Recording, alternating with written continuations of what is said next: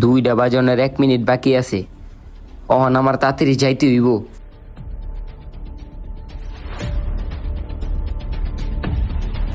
ওই বেটা ওই বেটা ওই বেটা, হাসানে তো গেছে গা। হাসানে গেছে গা তো কি হইছে? তুই তো আসত। ওই তুই কি কস? আরে বেটা হাসানে তো গেছে গা, 2টা তো বাইজা আছে, আয়। ওই তুই এমন করস কে? ওই হাসুস কে তুই?